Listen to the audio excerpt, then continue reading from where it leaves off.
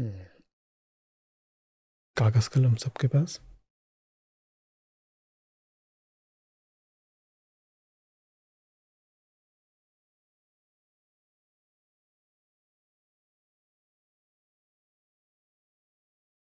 हमने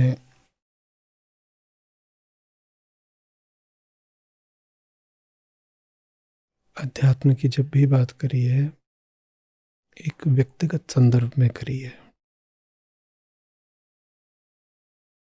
परिभाषा में भी हम कहते हैं कि स्वयं को जानना अध्यात्म है। स्वयं को जानना अध्यात्म है। कभी हम कहते हैं अहम और आत्मा के संबंध के विज्ञान को अध्यात्म कहते हैं।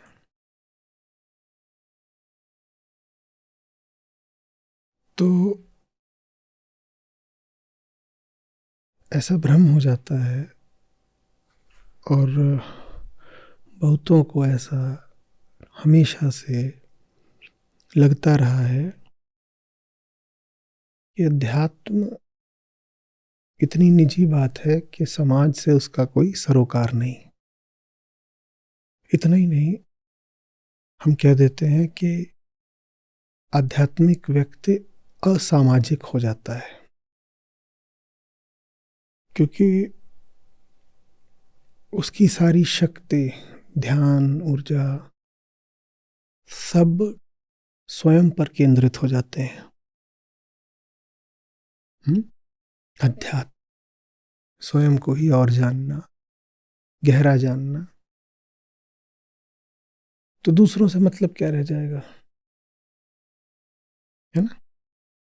और समाज इसीलिए अध्यात्म से कुछ हद तक डरता भी रहा है। वो डर जब सूक्ष्म होता है, मंद होता है, हल्का होता है, तो बस अरुचि या उपेक्षा का रूप लेता है। और वही डर जब ज्यादा प्रकट हो जाता है, स्थूल हो जाता है, तो फिर वो सक्रिय घृणा का भी रूप ले लेता है। पर चाहे अरुचि कहें कि डर कहें कि घृणा कहें, इन सब के मूल में बात यही है कि क्या अध्यात्म इंसान को बस अपने ही भीतर ढकेल देता है, कहता है भीतर जाओ, आत्मावलोकन करो, स्वयं को जानो, आत्मज्ञान, स्वयं की मुक्ति, आत्मा। और आत्मा का भी अर्थ भी मैं ही होता है। मैं जमाने की नजरों में ये स्वार्थ जैसा हो जाता है। बस मैं मुक्ति, मैं को मैं से मिलाना ही अध्यात्म है। वेदांत कहता है नकली मैं को हटाकर अकली मैं की तलाश करो। ये सब बातें बिल्कुल सही हैं, पर जो ठीक से समझता नहीं उसको लगता है कि तुम्हारे इस मैं में अरे दूसरे भी हैं कहीं, या बस मैं ही मैं करते रहोगे। समझ में आ रही बात। तो आज का सूत्र इस अर्थ में बड़ा विशिष्ट है।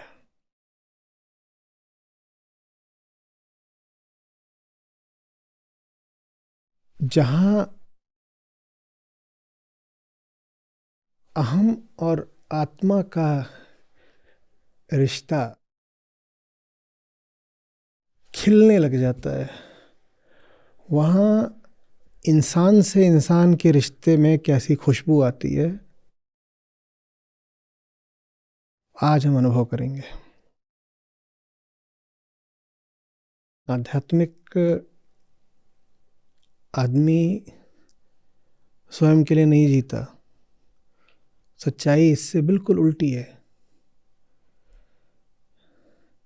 जो स्वयं को जानने लगता है वो पाता है स्वयं के लिए जीने में कुछ रखा नहीं है। वो सबका हो जाता है, वो पूरे समाज का हो जाता है, वो जीव मात्र के लिए प्राणदाता हो जाता है। समझ में आ रही है बात? तो वहीं से शुरू करते हैं जहां से सब शुरू होता है ना? सुनने में कितना बढ़िया लगता है। चलो शुरू से शुरू करते हैं। तो जीव कहाँ से शुरू होता है? जीव तो दूसरे ही जीव से शुरू होता है, ठीक है ना? जो देहधारी है, देहधारी कहाँ से आता है? देहधारी तो देहधारी से ही आता है, अपने आप कहीं से नहीं। न मिट्टी से कूद पड़ेगा, ना आसमान से टपक पड़ेगा। मिट्टी भी देह को तभी जन्म देगी जब मिट्टी पहले स्वयं एक बहुत लंबी प्रक्रिया से गुजर करके स्वयं देह बनेगी। फिर मिट्टी धीरे धीरे धीरे बने और फिर इस देह से उसी प्रजाति की अन्य देहें अपना आती रहती हैं। तो हम जिसको चेतना कहते हैं, ठीक है, वो कहाँ से आती है? देह से आती है। इसको ऐसे समझ लीजिए कि हम अध्यात्म की शुरुआत ही अहम से करते हैं। हम कहते हैं अहम को कहाँ तक ले जाना है? आत्मा तक ले जाना है। पर अहम ही कहाँ से आया है? देह से आया है ना। तो हम सब देह ही होकर पैदा होते हैं। वो जो शिशु जन्म लेता है, कोई तरीका नहीं है कि कहीं से उसको जरा भी ये भास हो जाए कि उसके हाथ पांव, उसके शरीर, माँ का शरीर, इसके अतिरिक्त तो उसकी कोई पहचान है, कोई दुनिया है। इसके अलावा उसकी नहीं कोई दुनिया होती। उसके पास शब्द, भाषा, व्याकरण, विचार ये सब होते नहीं है। अगर होते तो आप उससे पूछते कि दुनिया माने क्या, तो बोलता जे मैं और जे माँ इसके अलावा दुनिया कुछ नहीं होती।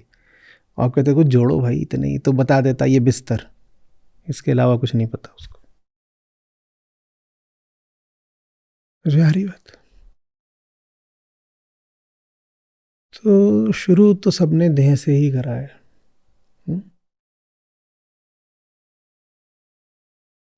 और समाज का मतलब ही है बहुत सारी देहें होंगी, बहुत सारी देहें होंगी। सब देह देह देह देह, उन सब देहों में आपस में रिश्ता होता है, ठीक है। कहने को आप ये भी कह सकते हैं कि जितनी देहें होती हैं वो सब आपस में भाई बहन होते हैं। एक प्रजाति वाले तो होते ही हैं। और पीछे चले जाओ अगर विकास की प्रक्रिया में, तो सच तो ये है कि हम हैं और मेंढक हो और कबूतर हो, हम सब हैं तो भाई बहन ही। क्योंकि आए तो सब एक ही जगह से हैं, विकसित हो के धीरे धीरे वो कुछ और बन गए, हम कुछ और बन गए। इंसानों में तो सब होते ही हैं भाई बहन। गोत्र की तो जो पूरी परंपरा चलती है वो तो सीधे सीधे इसी बात पे आधारित है। वो कहते हैं कि एक ही गोत्र के हो तो आपस में भाई बहन हो। वो एक तरह से विकासवाद का स्वीकार ही है। पर भाई बहन तो हम हैं ही, चाहे एक गोत्र के हों या ना हो, भाई बहन तो सब हैं ही आपस में। पीछे जाते जाओ तो सब एक ही जगह से। अब ऐसे में कोई निकल जाता है नचिकेता, देह देह देह देह देह, सब देह देह देह देह देह देह, और उसमें से कोई एक निकल जाता है नचिकेता, ठीक है। नचिकेता अनायास ही नहीं निकल जाता। नचिकेता की जो भी उम्र रही हो, अलग अलग तरफ से सुने तो अलग अलग उसका वर्णन आता है। 8 वर्ष से लेकर 18 वर्ष तक की तमाम तरह की आयु बताई गई है।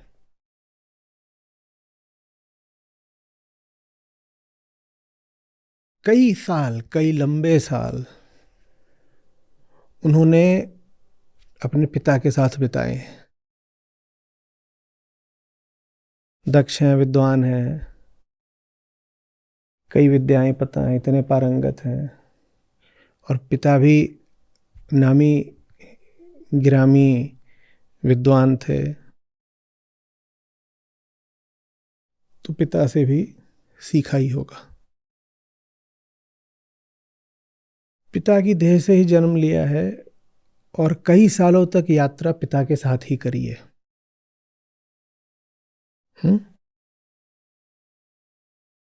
और फिर एक दिन कुछ विचित्र सा घट जाता है अनायास। और नचिकेता अपने आप को सहसा एक दूसरे आयाम पर पाते हैं। पिता का घर छूट जाता है पीछे और यम के द्वार खड़े हो जाते हैं।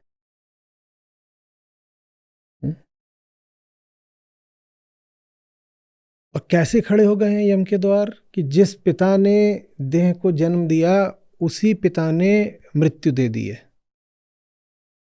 क्या कहा है पिता ने? जा मर, तुझे यम को देता हूं, जा मर।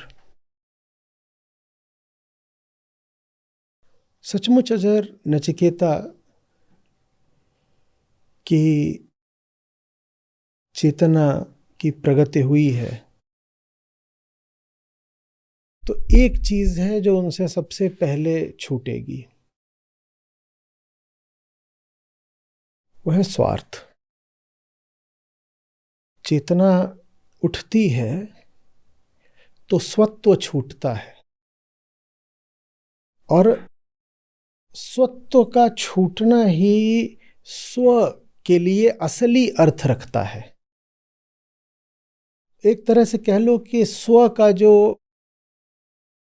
असली हित है वो सधने लगता है चेतना के ऊर्ध्वगमन के साथ। ये जो स्व है, स्व माने अहम, ये जो चाहता है वो है ही यही वस्तु कि मैं अपनी निचाइयों से उठूं, निचाइयां जिनमें बंधन है, अज्ञान है, उससे उठूं। जब वो उठने लगता है तो उसके असली हित की प्राप्ति हो गई, तो छोटे मोटे स्वार्थ उसके सब छूटने लगते हैं। स्व ही नहीं रहा, स्वत्व ही नहीं रहा, तो स्वार्थ का क्या करोगे? जिस छोटी सी चीज के लिए बहुत सारी छोटी छोटी चीजें मांगा करते थे, वो छोटी सी चीज ही नहीं रही, तो उन छोटी छोटी चीजों का क्या करोगे?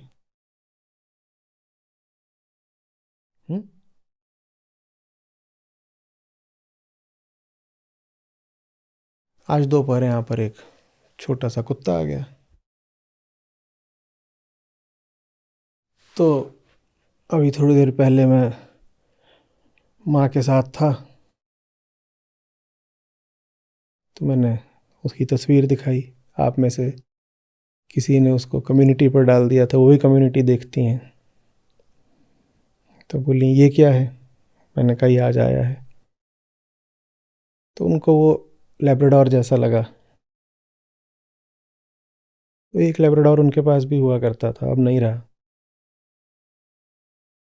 तो जब वो छोटा था तो उसके लिए वो कुछ खिलौने लाई थी, तो वो अभी भी वो रखे हुए हैं। खिलौने उन्होंने दे दिए, तो वो खिलौने छोटे छोटे मैं लेके आ गया। और जब मैं आया तो मैंने प्रणय से पूछा वो कहाँ है? प्रणय ने कहा वो तो अब है ही नहीं, वो तो दूसरी जगह है। हमारा ही है, वहां चला गया, स्वर्ण नगरी। तो छोटी चीजों का क्या करोगे जब वो छोटा सा जिसके लिए सब छोटी चीजें होती हैं वही नहीं है? तो फिर वो छोटी चीजें क्या हो जाती हैं? इसे कहते हैं स्वार्थ का छूटना। जब छोटा स्व ही नहीं बचा तो उस छोटे स्व के लिए जो छोटी छोटी चीजें तुम मांगे मांगे और बटोरे बटोरे और दबाए दबाए और भींचे भींचे फिरते थे, उन छोटी छोटी चीजों का क्या करोगे? समझ में आ रही बात? है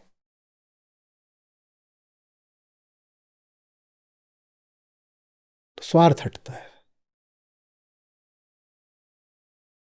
स्वार्थ हटता है। लेकिन लिखो, स्मृतियां नहीं हट जाती, स्मृतियों से जुड़े स्वार्थ हट जाते हैं। हमारे लिए अतीत बस अतीत नहीं होता, अतीत हमारे लिए पोषण होता है। हम उसमें से अपने लिए मनोवैज्ञानिक तल पर जीवन चूसते हैं, साइकोलॉजिकल सस्टेनेंस हम अपने अतीत से पाते हैं, है ना? जब स्वार्थ हटता है तो जैसे हर चीज से जुड़ा स्वार्थ हट जाता है, वैसे ही अतीत से जुड़ा स्वार्थ भी हट जाता है। स्वार्थ हट गया, स्मृति नहीं हट गई, स्मृति नहीं हट गई।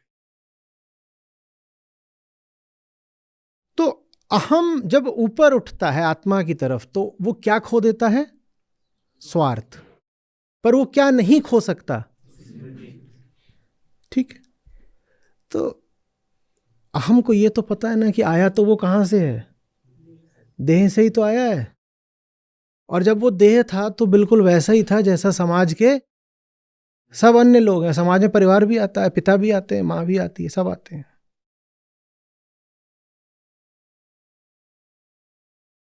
तो जो कोई भी ऊपर को उठता है वो अपने साथ एक दर्द, एक टीस लेकर उठता है, बिल्कुल नचिकेता की ही तरह।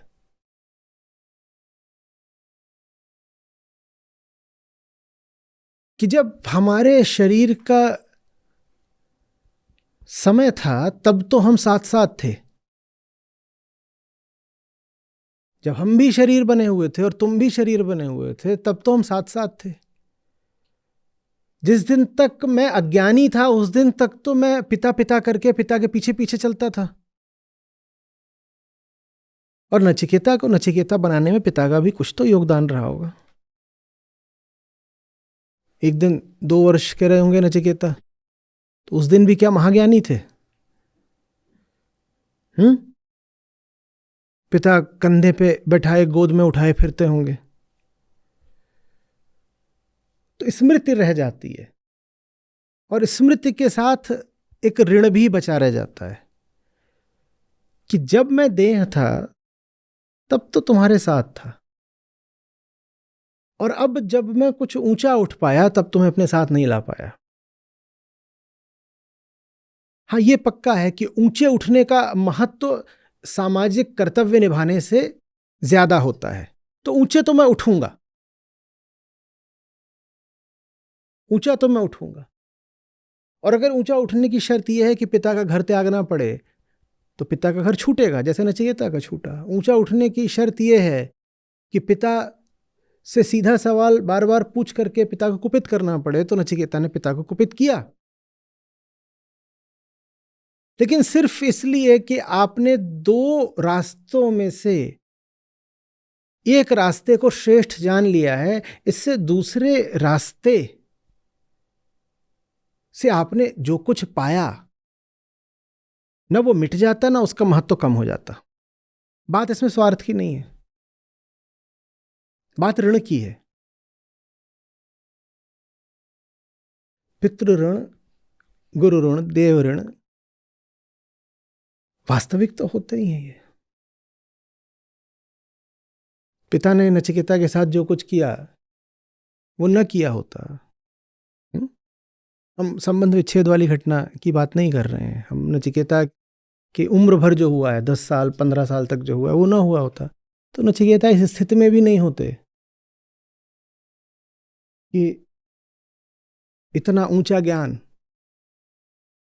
उनको मिलता और फिर उनके माध्यम से हमको मिलता। तो ऊंचाई पर पहुंचने वाले के ऊपर हमेशा ये एक ऋण रह जाता है, उसके भीतर एक पीड़ा रह जाती है। हमने कहा एक टीस रह जाती है। बहुत बड़ी उसने जीत हासिल कर ली, उसने स्वयं को जीत लिया, पर फिर भी उसके भीतर थोड़ी सी ग्लानि रह जाती है। वो कहता है स्वयं को जीत लिया तो भी दुख से मुक्त कौन हुआ? मैं ना। एक हार तो रह ही गई, क्या यही जीत मैं उन तक क्यों नहीं ला पाया? इतना ही बड़ा अगर विजेता हूं मैं तो ये जीत मुझे उन तक भी तो लानी चाहिए थी ना। मुझे आ रहे हो? तो वहां जीत में भी जैसे हार छुपी हुई है, और वो जीत जितनी ऊंची होती है हार उतना ही ज्यादा सालती है। क्योंकि ऊंची जीत का मतलब होता है ये जानना कि जो जीता नहीं है वो कितनी दुर्दशा में है। आपको अपूर्व कुछ आनंद हो गया, वो आनंद आपको ये भी तो बता रहा है ना कि जब आनंद नहीं था तो आप कितनी दुर्गति में थे। कहिए, तो जो जितना आनंदित है वो ये भी तो जान रहा है ना कि पूरी दुनिया, शेष समाज कितने दुख में है। बुद्ध स्वयं जब एक सामाजिक ही व्यक्ति थे, तब वो कभी कह पाए कि जीवन दुख मात्र है और दुख ही हटाना है, दुख का निरोध करना है, ये उपाय है? कभी कुछ कह पाए क्या?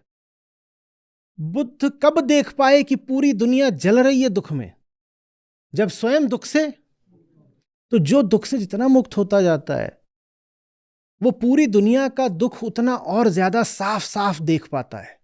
अपने दुख से मुक्त हो गया ना, अब वो दूसरों के दुख का भागीदार हो जाता है। और जब तक तुम भी बाकियों की तरह ही दुखी हो, बंधन में हो और भ्रम में हो, तब तक लगता है कि ठीक ही चल रहा है, जैसा उसका चल रहा है वैसे ही मेरा चल रहा है। ज्ञान के बाद पता चलता है कि बाकी सब कितने अज्ञान में है। और मैंने कहा जीत के बाद पता चलता है कि बाकी सब अभी कितने हारे हुए हैं, लेकिन उनकी हार में अपनी हार भी छुपी होती है। ये सवाल उठता है कि अगर मैं सचमुच विजेता ही हूं, तो अकेले क्यों जीता? उनको क्यों पीछे छोड़ाया? बात समझ रहे हो? क्योंकि हूं तो मैं उन्हीं के जैसा। आज चीजें समझने लगी हैं, आज प्रकाश उतरने लगा है। जीवन के बहुत बहुत लंबे वर्षों तक मैं बिल्कुल उन्हीं के जैसा था, उन्हीं के साथ चलता था, उन्हीं की गोद में रहता था, उन्हीं के जैसा खेलता खाता था, उन्हीं की भाषा बोलता था, उन्हीं के जैसे मूल्य थे मेरे, उन्हीं के समान सरोकार थे मेरे, बिल्कुल वैसा ही था। ये तो आज हुआ है ना कि वो सब मुझे दिखने लगा है स्वप्नवत। ये तो आज हुआ है ना कि मैं देख पा रहा हूं कि अरे वो सब तो यूं ही था, बेकार की बातों में फंसा हुआ था। मैं कह दूं कि स्वप्न था, स्वप्न था तो नहीं, था तो तथ्य ही। जीवन के 28 वर्ष बुद्ध थे तो महल में ही। तो जीत में भी हार दिखाई देती है। अभी कुछ जीतना बाकी है, लेकिन हमने कहा थोड़ी देर पहले स्वार्थ तो मिट गया। तो किसके लिए जीतना बाकी है? किसके लिए जीतना बाकी है? अभी दूसरों के लिए कुछ जीतना बाकी है। इसलिए ज्ञानी के जीवन वृत्त में आप अक्सर एक पैटर्न पाते हो, एक ढर्रा। शुरुआत में आप पाओगे कि वो भी औरों की तरह एक सामाजिक जीव है। फिर आप एक लंबा अरसा पाओगे, जैसे बुद्ध के चरित्र में लगभग 12 वर्ष का, जब वो समाज की नजरों से ओझल हो जाता है, दुनियावी राडार से अदृश्य हो जाता है। और फिर एक तीसरी बड़ी विचित्र लेकिन बड़ी जीवनदायिनी घटना घटती है। वो उन्हीं लोगों के पास लौट कर आता है जिनसे वो एक दिन भागा था। जिन जगहों को, जिन माहौलों को एक दिन उसने जहर समझ के त्यागा था, वो उसमें वापस सचेत, सजग रूप से पुनः प्रवेश करता है। वो कुछ देने आता है, कुछ लौटाने आता है, वो उर्ण होने आता है। अभी उसकी जीत पूरी नहीं हुई है, वो अपनी जीत पूरी करने आता है। समझ में आ रही बात? तो नचिकेता हो, बुद्ध हो, तमाम अन्य आपको ऐसे वृतांत मिल जाएंगे जहां पर जो प्रज्ञा पुरुष है वो पलट कर आता है, वो लौटता है। जिनसे दूर गया था उन्हीं में वापस आता है। जिन्होंने उसे पीड़ा दी थी उन्हीं में अपना पुण्य वितरित करने आता है।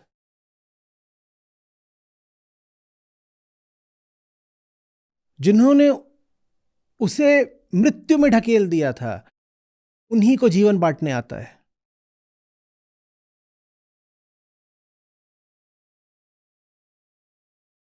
समझ में आ रही बात है?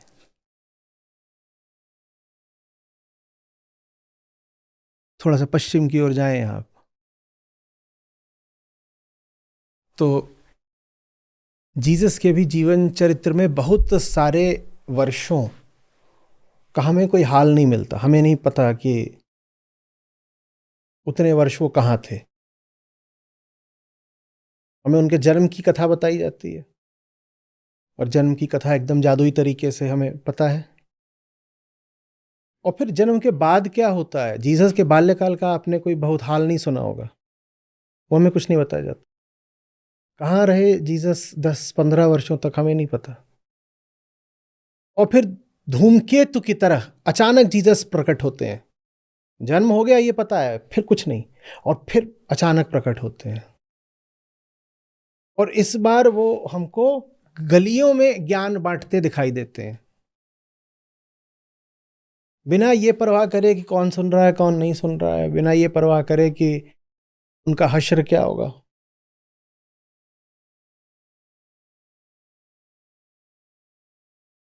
और फिर उनको जो कुछ वो दे रहे हैं उसी के कारण मृत्युदंड भी मिलता है। लेकिन मृत्युदंड में भी वो यही कह रहे हैं कि इनको माफ कर देना परमपिता। ये समझ ही नहीं रहे क्या कर रहे हैं।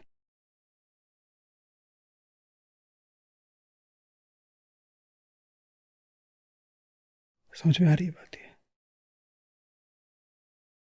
तो हम जिसको बुद्ध पुरुष या मुक्त पुरुष या आप्त पुरुष भी कह देते हैं, जान लीजिए कि वो मुक्त होता नहीं है। उसके ऊपर देह का ऋण तब तक चढ़ा रहता है जब तक उसके पास देह होती है। इसलिए मुझे मुक्ति वगैरह की अवधारणा कभी बहुत समझ में आई ही नहीं। जब भी कोई बोल देता ना मैं मुक्त हो गया, तो पूरा संसार बंधन में तुम मुक्त कैसे हो गए? पूरे संसार की ही गोद में खेल के तुम बड़े हुए हो, ठीक।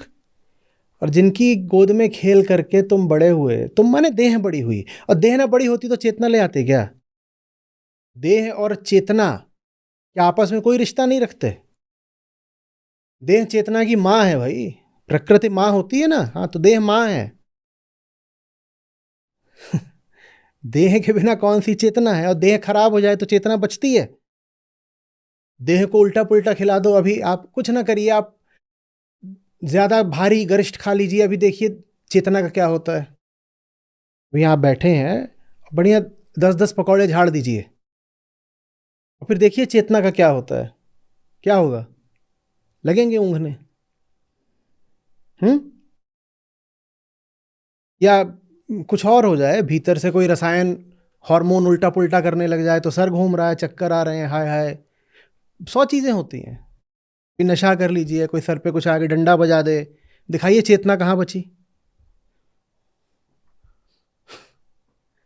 तो देह और चेतना दो कोई पृथक आयाम नहीं होते।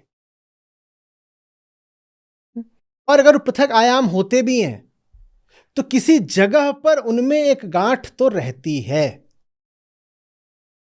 एक जगह होती है जहां वो दोनों जुड़े तो होते ही है, ठीक है ना?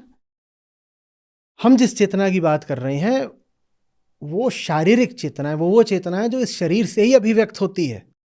कौन सी आपने चेतना देखी है जो अशरीरी हो?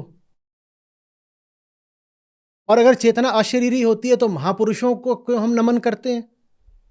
महापुरुष को नमन करने का अर्थ ही है कि ये जो सामने देह है, इस देह से जो चेतना आविर्भूत हुई मैं उसको नमन कर रहा हूं।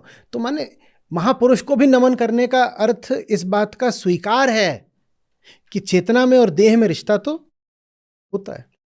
तो ये जो व्यक्तिगत मुक्ति की बात है, मैंने कहा ये मुझे थोड़ी अजब लगती रही है हमेशा से। तुम्हारे पास देह है और तुम्हारी देह की गांठ बंधी हुई है दूसरी देहों से, दूसरे की देह के बिना तुम आ नहीं सकते थे। तुम कैसे कह रहे हो कि तुम मुक्त हो गए जब पूरा जगत अभी कष्ट में है? जब पूरी दुनिया अभी कष्ट में है तुम मुक्त कैसे हो गए, ये बताओ तो।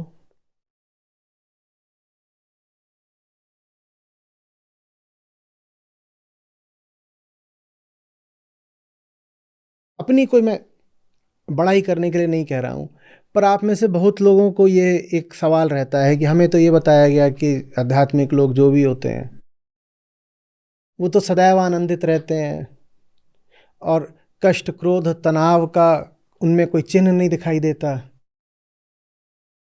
और बड़ी एक शांत सी मुस्कुराहट उनके होठों पर खेलती रहती है। अभी लोग कहते हैं इस तरह की कोई शांत मुस्कुराहट तो सर जी आप में दिखाई देती नहीं। तनाव भी दिखाई देता है, क्रोध भी दिखाई देता है।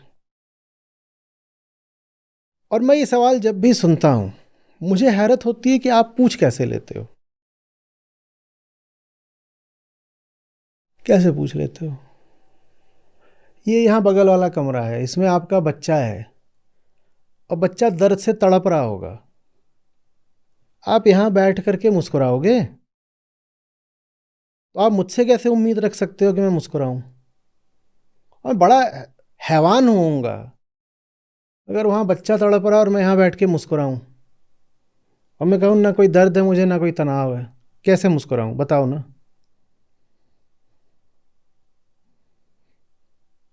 मैं तो मुस्कुराने वालों से पूछता हूं किस बात पे मुस्कुरा रहे हो, कितने स्वार्थी हो कि मुस्कुरा रहे हो।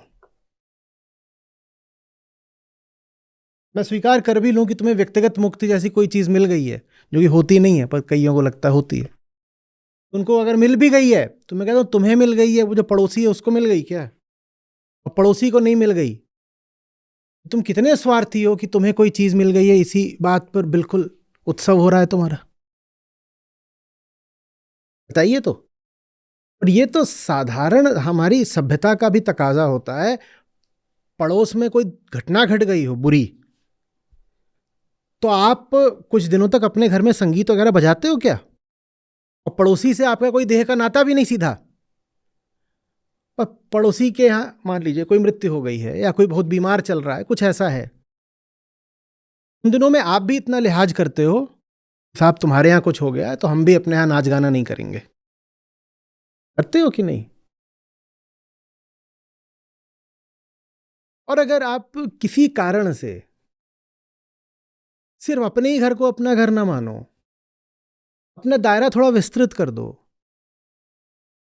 ज्यादा लोगों को अपना मानना शुरू कर दो, दिल से अपना मानना शुरू कर दो,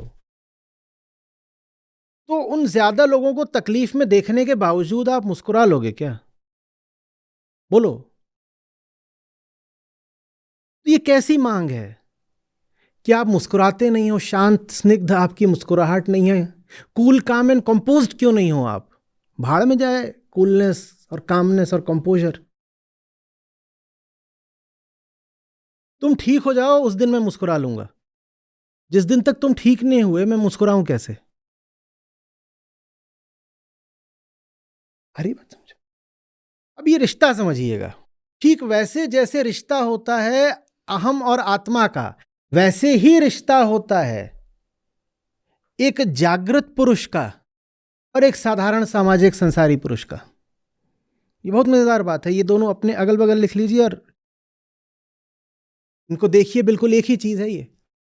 जो रिश्ता अहम का आत्मा से होता है वही रिश्ता संसारी का ज्ञानी से होता है। तो इसीलिए अध्यात्म सिर्फ अहम से आत्मा के रिश्ते की बात नहीं है, अध्यात्म वास्तव में व्यक्ति के समाज से रिश्ते की भी बात है। ये कोई सिर्फ एक बिल्कुल व्यक्तिगत विज्ञान नहीं है, दुनिया में भी समाज में भी कैसे जीना है, संबंध कैसे सबसे बनाने हैं, अध्यात्म के दायरे में ये भी आता है।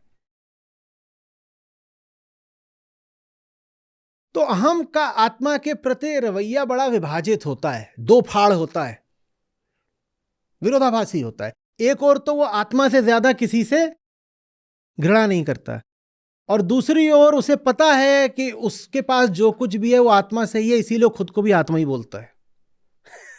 वो आत्मा को प्रेम भी इतना करता है, आत्मा को सम्मान भी इतना देता है कि वो आत्मा का नाम ओढ़ के रखता है। तुम अगर किसी से सचमुच नफरत करते हो तो क्या तुम उसका नाम पकड़ोगे? बोलो,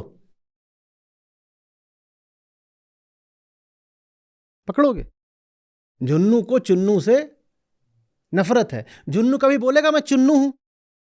तो अहम क्यों बोलता है मैं आत्मा हूं?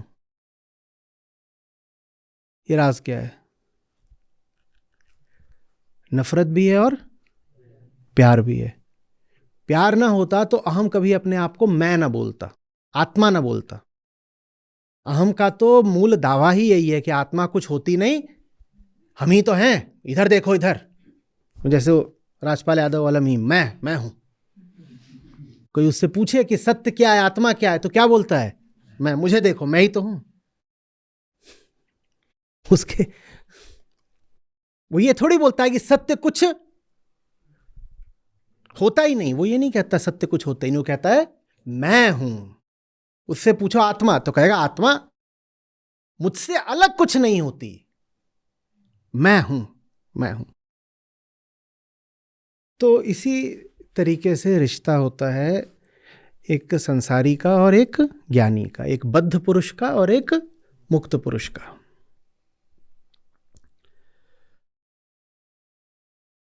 संसार की ओर से ज्ञानी पर आरोप लगते हैं और घृणा भी मिलती है, लेकिन उसी संसार को तारने का काम भी ज्ञानी ही करता है। संसार ज्ञानी से घृणा भी करता है, लेकिन वही संसार ज्ञानियों को पूजता भी है। संसार कैसे भुला दे कि उसके संसार को तोड़ दिया ज्ञानी ने, और संसार कैसे भुला दे कि जब वो बिलख बिलख के रो रहा था तो उसे सहारा देने भी ज्ञानी ही आया। और दोनों ही बातें सही हैं, क्योंकि ज्ञानी से तो संसार को दोनों बातें मिलती हैं। जो कुछ उसका हिसाब किताब चल रहा होता है बंधा बंधाया, वो तो टूट जाता है। लेकिन जितने दुख होते हैं संसार के, उनको भी ज्ञानी ही मिटाता है। तो अब नचिकेता के पिताजी को देखिए, वाजश्रवस को, और नचिकेता को देखिए। पिताजी से नचिकेता को क्या मिला है? मृत्युदंड। और नचिकेता अपने पिताजी के लिए क्या मांग रहे हैं आज? जीवन का वरदान। जीवन का वरदान कैसे मांग रहे हैं? कह रहे हैं कि जब मैं वापस जाऊं, श्लोक को देखें, कह रहे हैं जब मैं वापस जाऊं तो पिता मुझे स्नेह से देखें।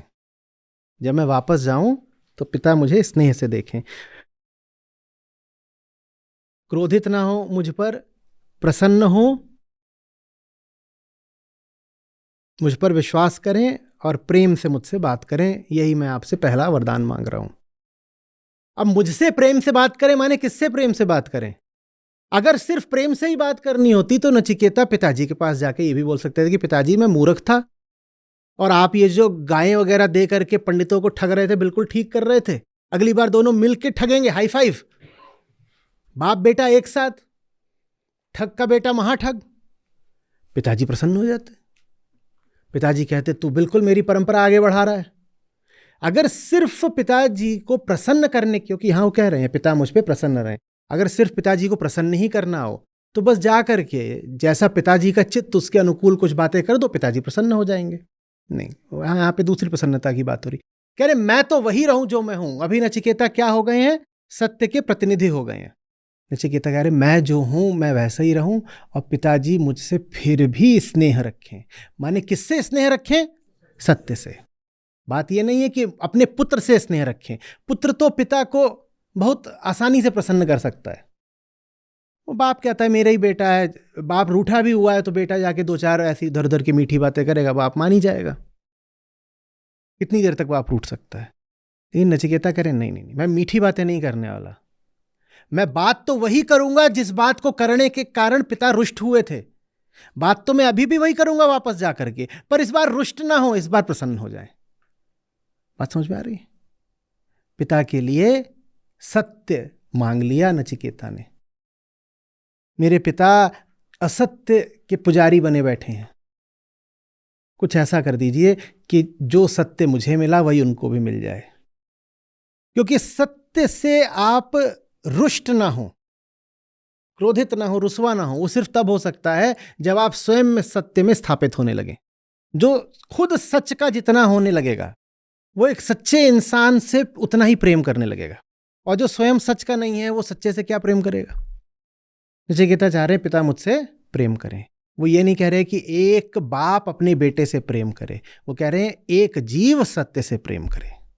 ये अंतर समझो। बाप बेटे से प्रेम करे, दो कौड़ी की बात है, इसमें क्या रखा है। सब बाप अपनी दृष्टि में बेटों से प्रेम करते ही हैं, उसमें कुछ खास नहीं है। लेकिन एक जीव सत्य से प्रेम कर ले, ये बहुत बड़ी बात है। वो बड़ी बात मांग ली है नचिकेता ने। बात समझ रहे हो। ये रिश्ता है। शिकायत करने का अधिकार नहीं है। किसकी शिकायत कर रहे हो। तुम खुद कल तक वैसे ही थे जिसकी शिकायत कर रहे हो। थोड़ा जगने लगे हो तो शिकायतों की दुकान खोल के मत बैठ जाना। और हम में से बहुतों का ये रवैया हो गया है, बस दुनिया की शिकायत, दुनिया की निंदा। और मैं नहीं कह रहा आप जो निंदा कर रहे हो उसमें तथ्य नहीं है। मुझे तथ्य से नहीं, आपके रुख से थोड़ी समस्या है। आप अगर लिख रहे हो कि मेरे घर वाले मूर्ख हैं, हाँ हो सकते हैं मूर्ख। मैं नहीं कह रहा घर वाले बहुत बुद्धिमान हैं। आप कह रहे हो मेरा पड़ोसी ऐसा है, मान रहा हूं। आप कह रहे हो राजनेता ऐसे, मान रहा हूं। आप बहुत सारे धर्मगुरुओं की तस्वीरें लगा देते हो कम्युनिटी पे, कहते हो ये सब पाखंडी हैं, चलो माना। पर ये तो बता दो, कल तक क्या आप भी उन्हीं धर्मगुरुओं के पास नहीं बैठे थे। कल तक क्या आप भी उन्हीं पड़ोसियों के साथ गपशप नहीं किया करते थे। जो रिश्तेदार आज आपको लग रहा है कि एकदम क्या है तो जानवर है, कल तक आप भी इन्हीं के साथ उत्सवों में शरीक नहीं होते थे। होते थे कि नहीं होते थे। तो मैं नहीं कह रहा हूं आपने जो लिखा गलत है, पर मैं पूछ रहा हूं ये क्या है। कल तक आप भी तो वही थे, और आज आप ऐसा नहीं कि उनके स्तर से बहुत ज्यादा ऊपर उठ गए हो। अभी तो ज्ञान उतरना बस थोड़ा शुरू हुआ है, और उसमें इतनी शिकायतें। सुधारो ना। मैं नहीं कह रहा हूं आप उनकी प्रशंसा करें, ठीक है, पर किसी का तथ्य उद्घाटित करना एक बात होती है, और किसी को नीचा दिखा के खुद को ऊंचा साबित करना बिल्कुल दूसरी बात होती है। अच्छे समझिएगा आप जो बोल रहा हूं। आप उठने लगते हो ना तो दुनिया आपको दिखने लगता है कि कितनी बुरी है, नीची है। मेरा सवाल आपसे यह है, और गौर से सुनिए, जवाब दीजिएगा। दुनिया जब आपको दिखाई पड़ता है नीची है, तो आपको दुख होता है या सुख होता है। ज्यादातर लोगों को जब दिखाई देता है कि दुनिया नीची है तो उन्हें सुख होता है। और दुनिया बहुत नीची नहीं है, आपसे बस 1 फीट नीचे है। अभी दुनिया 5 फीट की है, आप 6 के हो गए हो, और इतने में ही बहुत सुख मिल गया। इतने में ही बहुत सुख मिल गया। दुनिया नीची है ये तो हम भी मान रहे हैं, लेकिन इस बात से आपको दुख मिलना चाहिए, सुख नहीं। नचिकेता जैसों को बुरा लगता है कि बाप नीचे रह गए। बुद्ध जैसों को बुरा लगता है कि पत्नी को पीछे छोड़ना पड़ा। इतने सालों बाद वो फिर लौट के गए थे, जैसे भीतर कोई कर्ज रह गया था। बुद्ध से ज्यादा मुक्त कौन है। पर बुद्ध भी लौट के गए, पत्नी के सामने खड़े हुए, भिक्षु बन के खड़े हुए हैं पत्नी के सामने। और बेटा जवान हो गया। बेटे ने पता नहीं, शायद पहली बार देखा होगा उनको, अरे यही है। मां से पूछा होगा यही है।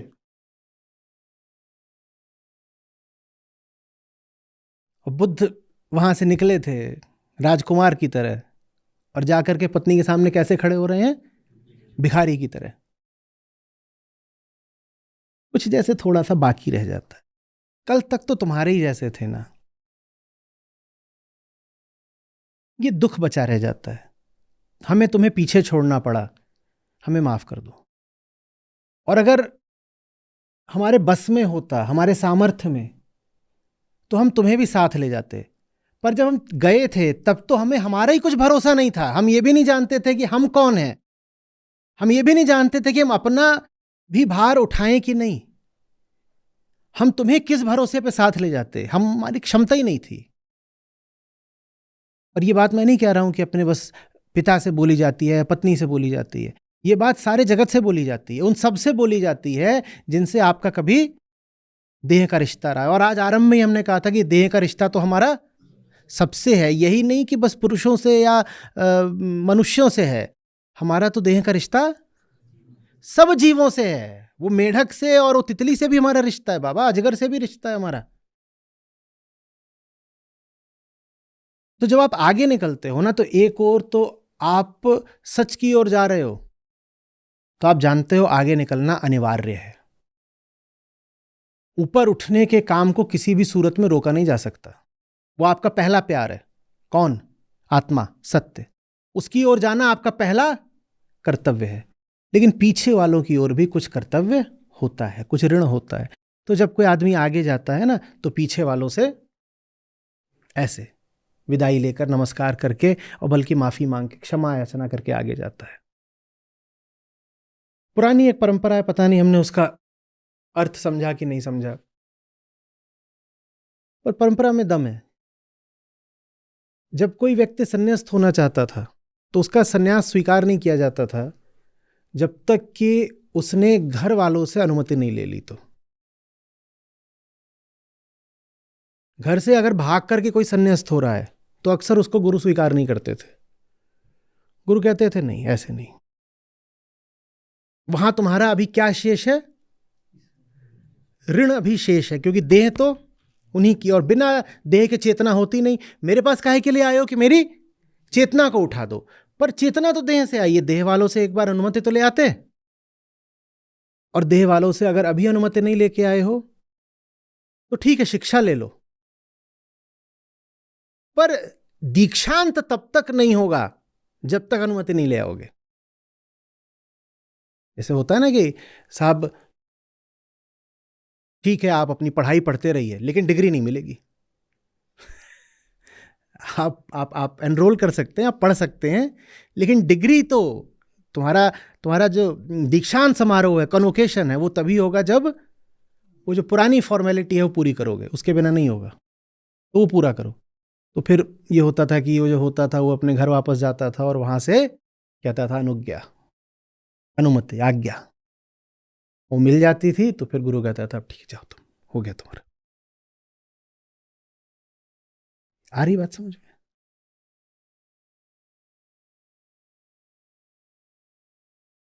हरमन हेस की सिद्धार्थ है, अभी कुछ दिनों पहले कम्युनिटी में उसका उल्लेख चल रहा था। और एक और बहुत अच्छा उदाहरण है, सिद्धार्थ तो फिर भी काल्पनिक है, सिद्धार्थ से भी एक और बेहतर उदाहरण है, भी याद दिलाइएगा। तो सिद्धार्थ को पिता का काम आगे नहीं बढ़ाना। पिता क्या किया करते थे? पिता पुजारी थे, पंडित थे। सिद्धार्थ ने कहा ये नहीं करूंगा मैं, आप जो ये कर्मकांड कर रहे हो, मुझे इसकी सीमा पता है, मुझे इससे आगे का ज्ञान चाहिए, मुझे जाने दो। पिता जाने न दे, क्योंकि सिद्धार्थ को वर्णित किया गया है कि ये जबरदस्त लड़का, ज्ञानी, कुशल, वीर, शांत, धैर्यवान और सुंदर, हैंडसम। पिता कैसे छोड़े? पिता जाने न दे, पिता का मोह भी। कहते सिद्धार्थ बस खड़ा हो गया। क्या करा सिद्धार्थ ने? बस खड़ा हो गया, और खड़ा ही रहा। पता नहीं कितने दिन तक का उसका वर्णन है कि दिन में भी खड़ा, रात में भी खड़ा है, और अंततः पिता ने कहा जाओ। अब खड़ा ही क्यों है? भाग ही देता। जिन टांगों पे खड़े हो उन्हीं टांगों से भाग ही दिए होते, पर नहीं भागा, नहीं, बोला अभी रुको। और इसमें जो और सबसे खूबसूरत उदाहरण है वो वर्धमान महावीर का है। बुद्ध तो बिना बताए निकल आए थे, महावीर बरसों तक बताते रहे मुझे जाना है, उनके घर वाले जाने न दे। यहां दोनों कथाओं में बड़ी भिन्नता है, बुद्ध की और महावीर की कथाओं में। बुद्ध बिना बताए एक रात निकल आए, और महावीर बरसों तक बताते रहे मुझे जाना है, मुझे जाना है, जाने ही नहीं दे रहे घर वाले। दोनों राजपुरुष थे। तो जाके बोले जाने दो, बोले नहीं अभी रुक जाओ, अभी अभी पिता वृद्ध हैं, अभी तुम जाओगे तो बूढ़े बाप को बुरा लगेगा। वृद्ध पिता का अवसान हो गया, वो फिर खड़े हो गए, अब जाने दो माँ, जाने दो भाई, जाने दो। बोले नहीं, देखो माँ अकेली है, बुरा लगेगा। वो फिर ऐसे ऐसे करके कथा आगे बढ़ती है। आप लोग इसको पूरा पढ़िएगा और लिखिएगा आज। तो ऐसा जाने 3 बार जाने 5 बार हुआ कि वो अनुमति मांगने जाएं और घर वाले क्या बोले, नहीं अभी नहीं, अभी घर की ऐसी स्थिति ठीक नहीं है, अभी माँ अकेली है, अभी ये स्थिति है, अभी भाई पे भार आ जाएगा। ऐसे ऐसे करके बातें होते रहे, कई तरह की बातें। और घर वाले जाने न दें, महावीर कहें आप अनुमति नहीं दोगे तो मैं नहीं जा। अंततः जो होता है वो बड़ी विलक्षण बात है। घर वालों को दिखने लग जाता है कि ये जा चुका है, ये लड़का अब है नहीं, हमने इसकी देह को ही रोक लिया है, क्योंकि हमारा इससे रिश्ता देह का है, और इसी के नाते ये हमारी आज्ञा लिए बिना जा नहीं रहा है, क्योंकि इसकी देह पर हमारा अधिकार है। इसको देह हम ही ने दी है ना, इसकी देह पे हमारा अधिकार है। तो ये देह से यहां है, लेकिन इसकी चेतना जा चुकी है, ये मन से यहां का अब है नहीं। रोकते रोकते रोकते जब घर वालों को स्पष्ट हो गया कि रोकने से कुछ होगा नहीं, ये तो जा चुका है, उड़ गया, तो उन्होंने कहा तुम जाओ। समझ में आ रही बात? कुल मिलाकर बात यह कि देह का ऋण तो चुकाना पड़ता है, और मात्र अपने परिवार के प्रति नहीं, समस्त जगत के प्रति। इसीलिए रमता जोगी बहता पानी, इसीलिए साधु संत गांव गांव घूम घूम करके जगत कल्याण के लिए कई बातें करें, कभी गाएं, कभी कुछ करें। आप सोचो ना, जो ये जानता है कि जगत मिथ्या है, वो मिथ्या जगत के लिए इतना कष्ट क्यों सह रहा है? 2 लोगों ने बड़ी लंबी लंबी यात्राएं करी हैं, बहुत। एक तो कामियों ने और दूसरा संतों ने। जिनको कामना रही है, चाहे धन की चाहे सत्ता की, इन्होंने बड़ी लंबी लंबी यात्राएं करी हैं। सिल्क रूट क्या है? सिल्क रूट क्या है? कामियों की लंबी यात्रा है भाई। यहां जाएंगे, यहां से ये मिलेंगे, पहले वहां से रेशम मिलेगा और मसाले मिलेंगे भारत से, और फिर उधर कभी मध्य एशिया होते हुए जाना है, कभी सागर मार्ग से जाना है, और उधर जाकर के बेच देंगे फिर, और वहां बढ़िया पैसा मिलेगा उसका। और दूसरी उतनी ही लंबी लंबी यात्राएं किन्होंने करी हैं? संतों ने। तो व्यापारियों ने करी हैं, चंगेज खान ने करी है, सिकंदर ने करी है। चंगेज खान कहाँ का था और कहाँ तक जीत लाया था? यूरोप में घुस गया था जाके वो। उस जमाने में आप सोचो कहाँ मंगोलिया है, और पूर्वी यूरोप तक चंगेज खान की पकड़, और नीचे इधर आ जाओ तो तुर्की, ईरान, भारत पता नहीं कैसे बच गया थोड़ा सा। काहे के लिए? पूरी दुनिया काहे के लिए घूमता फिर रहा है? और सिकंदर ने तो ऐसी यात्रा करी, ऐसी यात्रा करी कि यात्रा में ही मृत्यु भी हो गई। जवान आदमी सिकंदर, और यात्रा में ही मृत्यु हो गई। उनका तो समझ में आता है, किसी को धन चाहिए, किसी को राजपाट चाहिए। ये संत काहे के लिए भटकते मरते फिरते थे? शंकराचार्य केरल से चले, अरे बाप रे बाप, कहां पहुंच गए? वहां एक वहां पर पीठ स्थापित कर रहे हैं, एक वहां कर रहे हैं, पूरा पश्चिम 4 कोने काहे के लिए कर रहे हैं? पहाड़ पे चढ़ गए। केरल का आदमी जाकर केदार में चढ़ गया, ये कैसे हुआ? और वहां उनको तो पता भी ना। सोचो केरल का मौसम, केरल कौन कौन गया है, उनको कैसा लगा होगा वहां हिम शिखर पर, बोलो। और उस समय पर ऐसा तो था नहीं कि बढ़िया वाला जल्दी से इंपोर्टेड फ्रॉम साइबेरिया जैकेट डाल लिया, और ना हेलीकॉप्टर चलता था, सड़क भी नहीं बनी थी। और इन्हीं यात्राओं का परिणाम क्या था? क्या हुआ शंकराचार्य को? जल्दी विदा भी हो गए। एक हमारे विवेकानंद, खाने को ना पहनने को, इधर उधर से पैसा जोड़ करके वो कहाँ पहुंच गए? वो अमेरिका पहुंच गए, वहां के घूम रहे, उन्हें पता भी नहीं कहाँ आ गया, क्यों आ गया, कब आ गया, उन्हें कब का भी नहीं पता था। जब कॉन्फ्रेंस थी वो उससे 2-4 महीने पहले ही पहुंच गए, और वहां फिर कह रहे हैं अरे अभी तो कॉन्फ्रेंस है, नहीं इतने दिन का तो पैसा ही लेके नहीं आए हैं, जिए कैसे? अमेरिका से चले तो कहां पहुंच गए? इंग्लैंड पहुंच गए। और वो भी ये इतनी यात्रा कर करके विदा हो गए।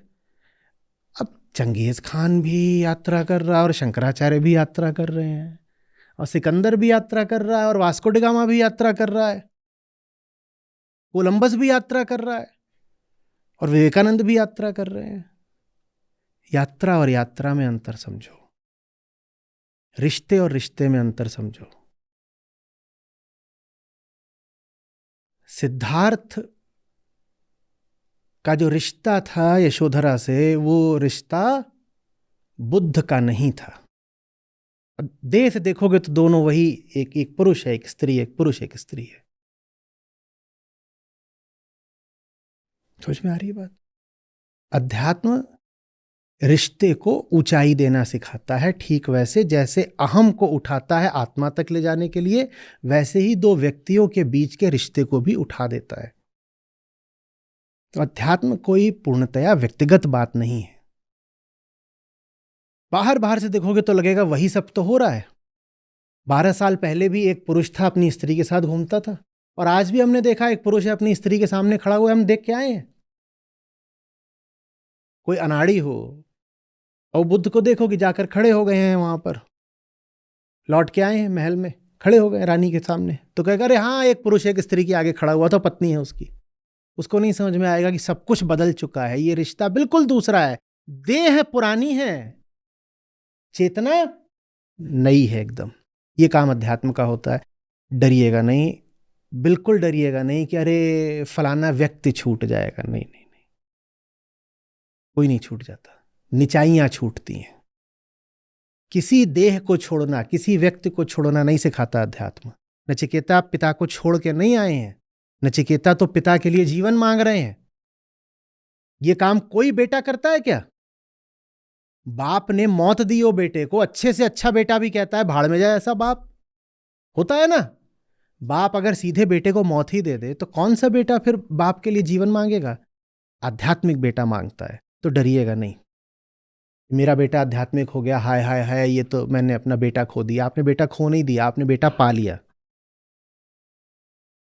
आपने बेटा पा लिया है। साधारण बेटा बाप का अगर ऋण चुकाता भी है तो बस इतना कि बाप ने मेरे ऊपर खर्चा किया, मैं भी कुछ खर्चा बाप पे कर दूंगा, हाँ ठीक है। आधा अधूरा रह जाता है ना मामला, इतने सारे, वरना वृद्धाश्रम और ये सब काहे को चलेंगे। बेटा जाकर बैठ गया अमेरिका में, वहां से बाप के लिए पैसा भेज देता है, देख लो अपना हिसाब। ये कहता है मैं ऋण चुका रहा हूं। ये हुआ ऋण चुकाना, ये हुआ ऋण चुकाना कि जो मुक्ति मुझे मिली है पापा वही तुम तक लाऊंगा। बोलो बोलो। हाँ। तो इसलिए उपनिषद पढ़ने चाहिए, नहीं तो पितृ प्रेम के नाम पे बस एनिमल मूवी तक ही रह जाओगे। बाप से प्यार क्या होता है ये सीखना हो तो एनिमल से नहीं सीखना, कठोपनिषद से सीखना।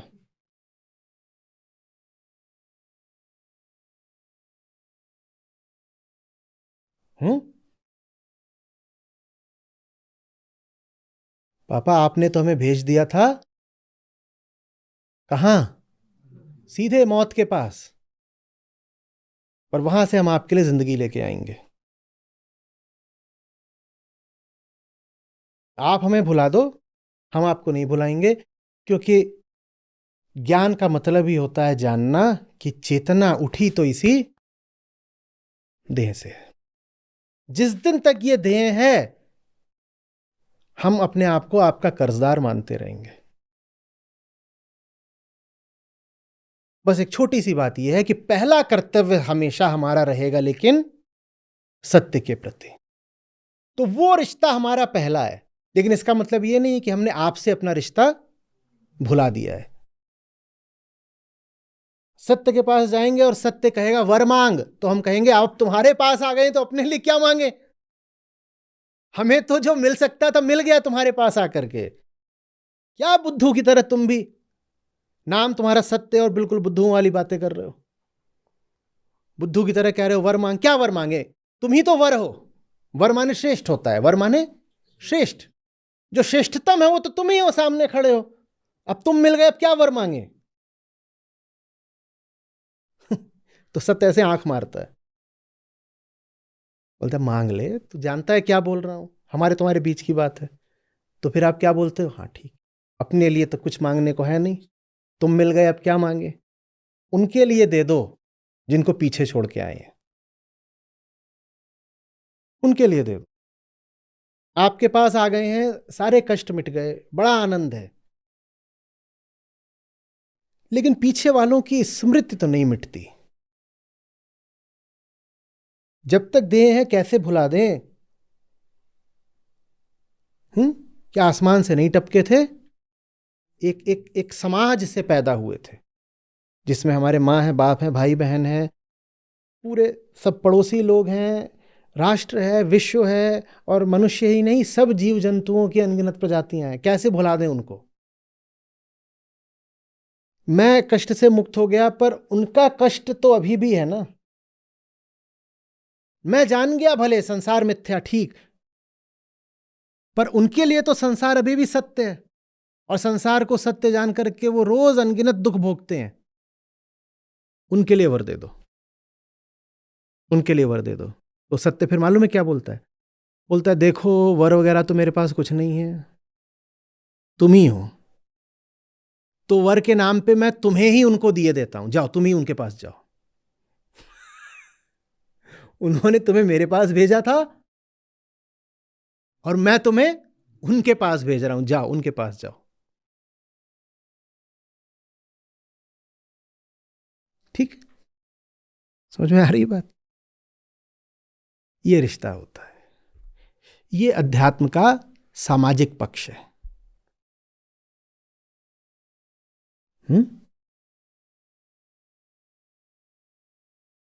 समझ रहे हो बात को। ये कभी मत कर लेना, कभी मत कर लेना, मैं तो जान समझ गया ना, मैं तो जान समझ गया ना, नहीं। ये भी मत कर लेना, नहीं नहीं दूसरों को जरूरत नहीं है, दूसरों को जरूरत तो है। ये भी मत कर लेना, क्या रे ये दूसरे तो हैं ही गिरे हुए, मैं ही बिरला हूं अकेला जो उठ गया। कोई बिरले वगैरह नहीं हो, मैंने पहले भी बोला है कि आप यहां आए नहीं हो, आप लाए गए हो, खींच खींच के लाए हैं। और इसमें बहुत संयोग की बात है कि आप यहां हो, कुछ उसमें आपकी श्रेष्ठता होगी, आपकी योग्यता होगी, पर कुछ उसमें संयोग भी है। सही स्थितियां होती, दूसरी स्थितियां होती, तो ये बिल्कुल हो सकता था कि आज जो पीछे छूट गए वो इन्हीं कुर्सियों पे बैठे होते, और अगर प्रतिकूल स्थितियां होती तो ये भी हो सकता था कि वो तो इन कुर्सियों पे बैठे होते, आप नहीं बैठे होते, ये भी हो सकता था।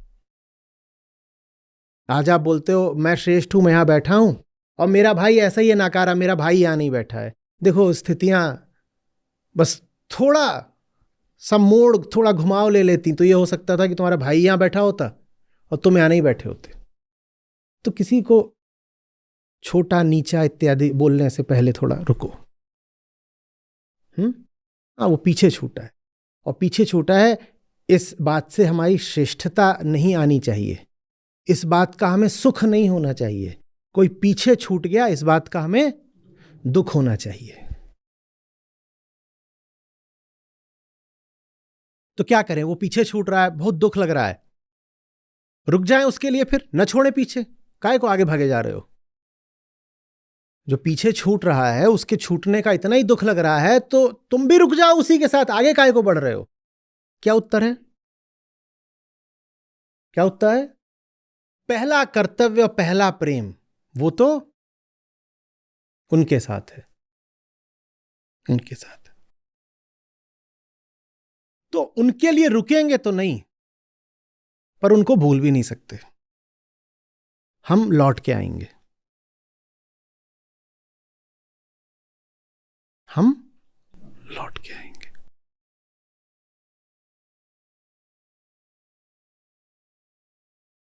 समझ रहे हो बात को?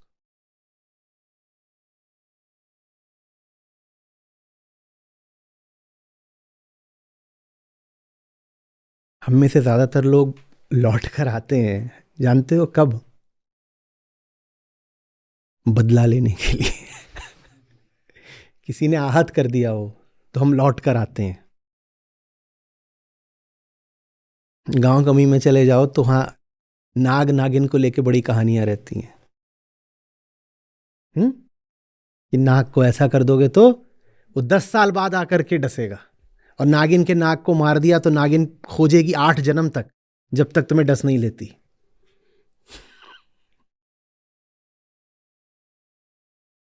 तो हमारे लिए लौट के आना सिर्फ तब होता है जब हमें किसी से बदला लेना होता है।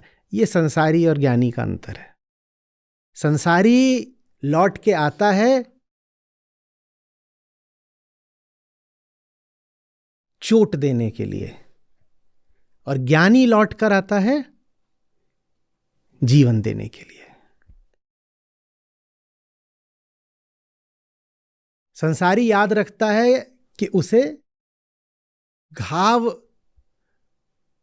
कितने मिले, और ज्ञानी भी याद रखता है कि उसे घाव कितने मिले, पर दोनों के रुख में अंतर होता है। संसारी कहता है उसने मुझे घाव दिए, मैंने घाव देकर के मौज पा रहा था। और ज्ञानी कहता है वो स्वयं कितने दुख में होगा कि उसने मुझे इतने घाव दिए। क्योंकि जो दुखी होता है सिर्फ वही दूसरों को दुख देता है। वो मुझे घाव दे रहा था, इसके मतलब है कि उसके खुद कितने घाव थे, तो इसलिए मैं लौट के जाऊंगा और उसके घाव थोड़ा हरूंगा। समझ में आ रही बात? याद दोनों एक ही बात रखते हैं, क्योंकि तथ्य तो दोनों ही दशाओं में एक है। संसार में तो जितने लोग हैं सब एक दूसरे को क्या देते हैं? चोट ही चोट देते। तो संसारी संसारी को क्या देगा, और संसारी ज्ञानी को भी क्या देगा? तो संसारी याद रखता है कि देखो संसारियों ने मुझे कितनी चोट दी, और ज्ञानी को भी ये याद है कि संसारियों ने उसे कितनी चोट दी। लेकिन ज्ञानी के पास ज्ञान है, वो चोट का अर्थ समझता है। वो कहता है उसने मुझे चोट इसलिए दी क्योंकि वो स्वयं बहुत चोटिल है, वो खुद घावों का एक पिंड है, इसलिए उसने मुझे घाव दिए। संसारी ये नहीं जानता। संसारी कहता है उसने मुझे घाव दिए, मैं पलट के उसे दूने घाव दूंगा।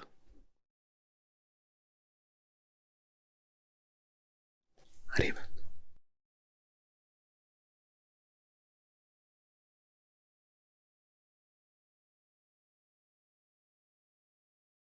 इस बात को भीतर उतरने दीजिए।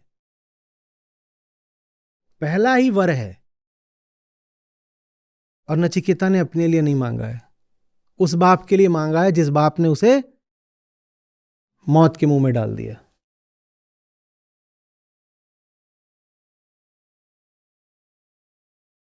जो अपने लिए पूरा हो जाता है वो दूसरों के बड़े काम का हो जाता है। उसके अपने सारे काम पूरे हो गए ना, तो वो दूसरों के बहुत काम का हो जाता है।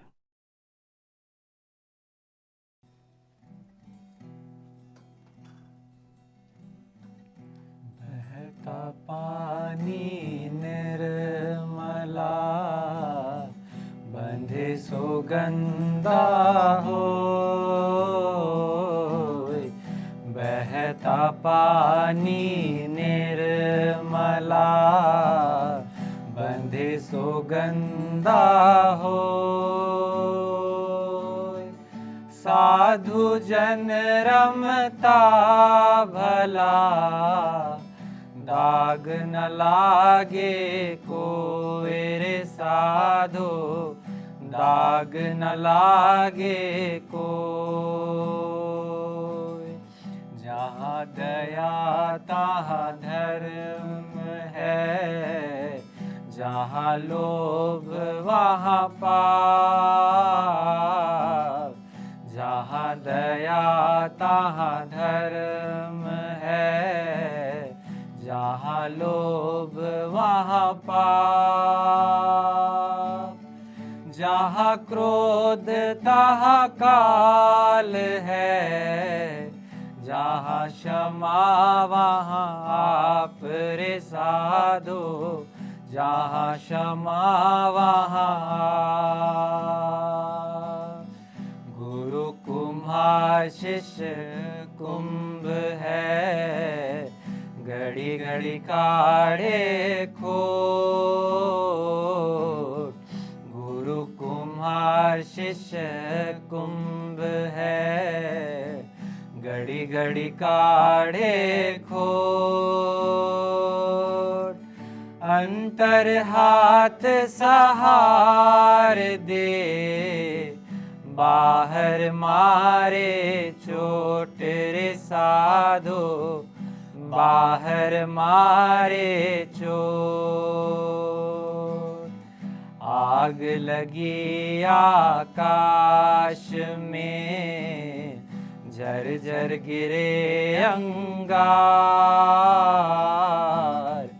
आग लगी आकाश में, झर झर गिरे अंगार।